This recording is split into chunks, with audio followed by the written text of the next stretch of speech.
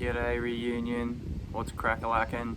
Benny Wellington coming at you live from Shambhala Farm up here on the sunny coast. I'd like to try something a little bit experimental because we love that. I'm going to begin with reading you an excerpt from a book, and then I'm going to tell my own story after that, and then to finish off I'm going to talk a little bit about the connection between the two narratives and something that I've learnt, and hopefully it sounds alright, and potentially you'll get something out of it as well. I just have to say I'm on the beautiful Shambhala Farm on the sunny coast. I was invited up here by Joshy, Reunion alumni. I've actually got his book called The Time of the Black Jaguar, which was recommended to him by Ayush, who's also a Reunicorn frother. And Ayush actually posted a section of this on our Facebook group, and yeah, I remember reading it and going, that's awesome, I've got to get hold of this book. And as it happens, the universe has now delivered me the book, and the chapter, or section of the chapter I'm going to read you, I read it last night, and for some reason I fully skipped over the most important part, which was in the first couple of paragraphs. And when I went down to have a coffee today at the local coffee shop, I opened up the book and I started reading, and I was like, oh, okay, this is where I'm up to. And then all of a sudden I connected back into the narrative, and I was like, I've already read this. But then I went, holy shit, I missed the most important part. So that'll become apparent why that's the most important part. And the subtitle of this book is An Offering of Indigenous Wisdom for the Continuity of Life on Earth, and it's by Arkan Lushwala. So I'm going to read you this part, and it's chapter 10, The Change of Perception. The first time I was witness to the change of the world was also the first time I experienced a total change of my perception. I had not enough will yet, so I received a gift from heaven, an enormous blessing that activated my desire to always be close to spirit, a desire that has never left me since then. I was 20 years old when this happened, walking in the streets of Ollantaytambo, a town that our ancestors built in what is now called the Sacred Valley of the Incas in Peru. I had an unexpected encounter with an indigenous man. That night, he invited me and a group of friends to his house, where we listened with great attention to the stories that he had to tell us. Feeling captivated by this man's knowledge about the way of life of our remote ancestors, my heart opened up to the ancestral memory to the extent that, little by little, my mind entered an altered state of consciousness. Suddenly, everything was clear in my mind. All the stories that I had heard from this man stopped being new knowledge. I always knew what he was going to tell me before he even said it, as if my own memories were awakening and coming out of his mouth. At some point during the night, I needed to release my bladder, so I went outside to find a tree. As I stepped out, I was surprised by the ocean of stars that I saw over my head. In the Andes, we know many constellations, especially the ones near the Southern Cross, and one of them is called the Eyes of the Llama. Two stars next to each other, like two little eyes looking at us from the sky. Just a moment after stepping out of the house, I found myself looking precisely at these two stars. I was looking at them so intensely that it felt as if each one of my eyes got hooked to one of the stars. I was looking at Indeed, I was hooked. I tried to move my body, and I couldn't. I wanted to lower my head to free myself from this strange sensation, but it was impossible. In that moment, I clearly heard someone right behind me playing a very beautiful melody on a quena, an Andean flute, and I had the most shocking realization that the music being played was the exact expression of the feelings happening inside me. At first, I enjoyed the melody, so much that I surrendered to the experience of being hooked to the stars and relaxed with total abandon. But, after a while, I felt deeply tired and began to feel scared. Deciding that it was enough, I tried again to move my body, but I was still paralyzed.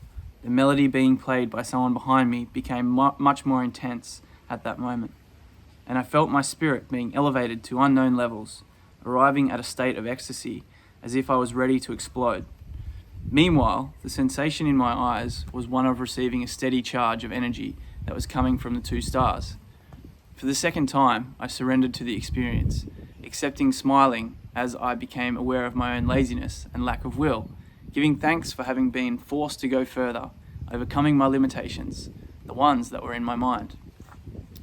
Once everything in me was smiling and I had stopped resisting, the music regained its initial softness and cradled me with immense tenderness. A bit later, the music stopped, and at the same instant, my head became abruptly unhooked from the stars. I turned around, and there was no one behind me. The biggest surprise came a minute later, when I went back to the house. My friends were still singing the same song that they had been singing when I left. I was sure that my experience had lasted something like half an hour, but it had been only a couple of minutes. Without saying a word, I stayed a little longer with my friends, and then went to sleep. The next day was the first day of a new life, and I no longer was the same person that I had been before. Neither was the world the same in which I had lived before. It seemed to be that my eyes had been washed by the blue light of the stars, and this made me see things in a different way. Everything was permeated by a brighter light, and I felt happy to be alive. I found beauty in all things that I had never found before. My capacity to feel compassion for people was much greater. It was a new experience for me to realize how strong my capacity was to comprehend what people were going through in their lives. I could accept any kind of behavior from people without any judgmental reaction. On this day, the world changed into a more peaceful world. What created this change was a change in my perception. Since that day, I'm aware that the change of the world somehow happens inside of me first. After my perception has changed, according to what I've learned, there are 3 ways in which change can happen.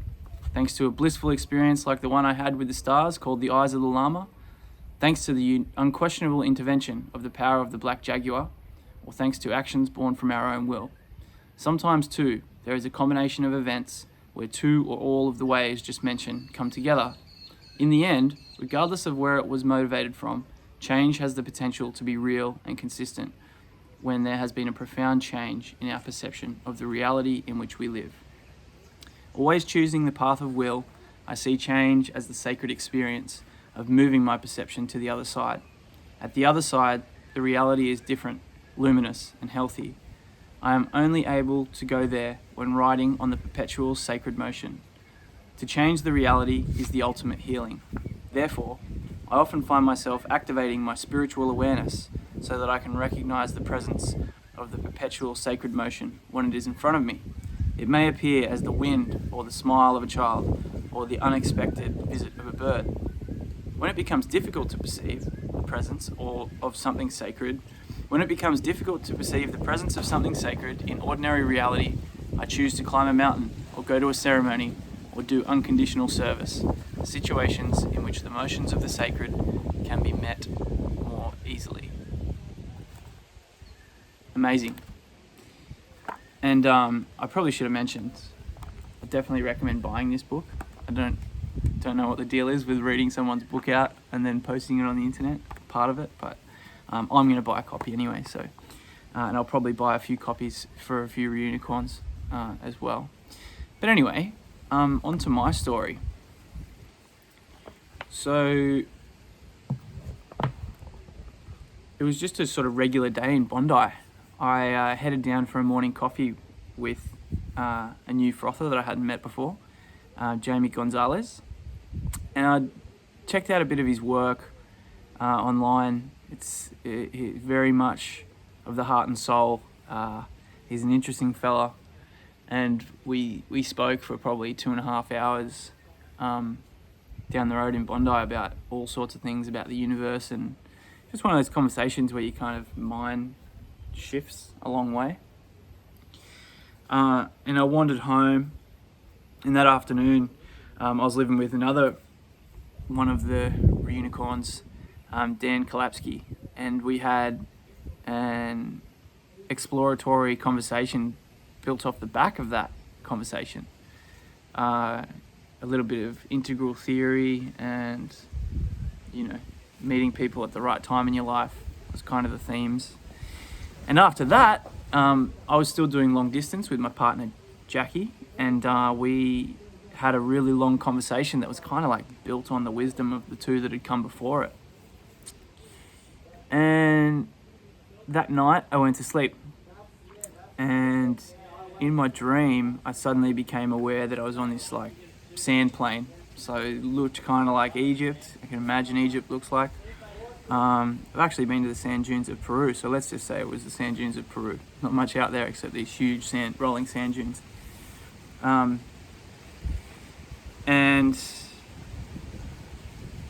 I had this sense that I was going to die, and I had this sound behind me. It wasn't a voice, it was more of a knowing.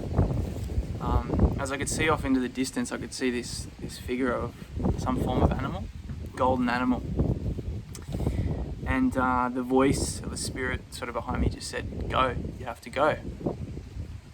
I didn't turn around, I just decided I needed to go. And I didn't have to walk there. I shut my eyes, and then I appeared before this golden puma. Just me and the puma. And she looked at me deep into my eyes. This is as real as anything I've ever experienced. And I just put both my hands out like a gift. Because in my head I was like, one of us is going to have to die, and if I offer myself, then she can live on. And a moment later, she jumped at me and clamped her jaws onto my head, and then grabbed over the back with her claws, as if she knew. Oops, there goes the wind. As if she knew the quickest way to kill me, and that was to scratch from the base of my spine up to my shoulders, and I could feel the blood and the warmth drain out of me, but it was super peaceful. It's the most peaceful feeling I've ever had. And I died in my dream. And yeah, I woke up and I was like, and from what I could take from that, it was kind of like an ego death. I was like, okay, I've changed.